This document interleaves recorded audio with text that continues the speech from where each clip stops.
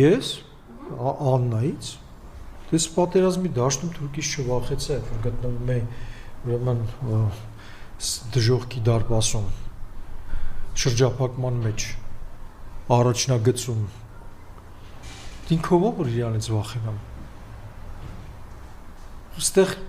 իմ համեմատությունը մի քիչ սխալ է որովհետև իմ նման ասենք թե կենսագրություն ունեցող մարդուց կարա այդ ոչիլոտ անձնավորությունից վախենա հնարավոր չի բայց բանա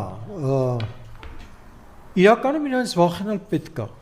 որովհետև սատանա է բառի բուն իմաստով սատանա ես չեմ զարմանա որ պարզվի որ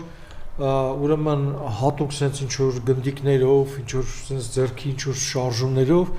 ուրեմն այլ ուրեմն հատվածների սև ուժերին է ներգրավում որպեսզի ինչ որ